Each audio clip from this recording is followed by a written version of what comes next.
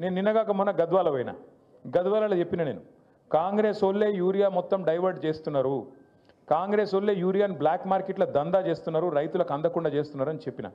చెప్తే నన్ను నిన్నవాడు కాంగ్రెస్ వాడు తిట్టిండు, యూరియా అని అంటావా నువ్వు, అట్లా ఇట్లా డామ్ డుసుకొని తిట్టిండు. ఇప్పుడు పొద్దున వార్త చూస్తే ఇక వీళ్ళ మిర్యాల కూడా ఎమ్మెల్యే కొత్తగా గెలిచిన కాంగ్రెస్ ఆయన ఉన్నాడు కదా, ఆయన గన్మ్యాన్ ఒక లారీ యూరియా తీసుకుపోయిండట. ఆయన గన్మెన్, మరి గన్మెనే లారీ యూరియా తీసుకపోతే ఎమ్మెల్యే ఎంత ఎత్తుకపోవాలి? ఇక మరి మీరు ఒక లారీ లోడ్ గన్మెన్ ఎత్తుకపోతే ఎమ్మెల్యే సాబ్ కనీసం ఒక గోదామని ఎత్తుకపోవన్నా వద్దా?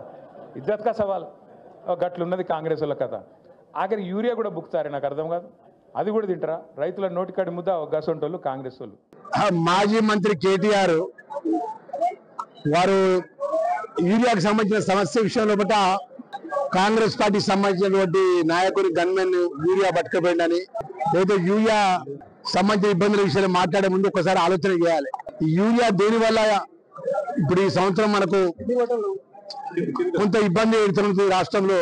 ఈరోజు యావత్ తెలంగాణ ప్రజానికానికి, రైతాంగానికి ఏదైతే దేశంలో మొన్న జరిగినటువంటి సింధూర్ పాకిస్తాన్ వార్కు సంబంధించిన విషయంలో బట్ట వేరే దేశాల నుంచి ముడి సరుకు రావాల్సినటువంటి సముద్ర మార్గంలో చైనా నుంచి కానీ వేరే దేశాల నుంచి ముడి సరుకు రావాలి, యూరియాకు సంబంధించిన ముడి సరుకు. ఆ ముడి సరుకును తిరిగి భారతదేశంలో ఉన్నటువంటి ఈ ముడి సరుకు ద్వారా యూరియాను తయారు చేసి బ్యాగులలో ప్యాక్ చేసి గవర్నమెంట్ ఆఫ్ భారతదేశంలో కేంద్ర ప్రభుత్వం ద్వారా ఆ రాష్ట్రాలకు ఎంతైతే అవసరం ఉంటుందో అంత యూరియా సరఫరా చేయాల్సిన బాధ్యత కేంద్రంలో ఉన్నటువంటి నరేంద్ర మోడీ ప్రభుత్వానికి.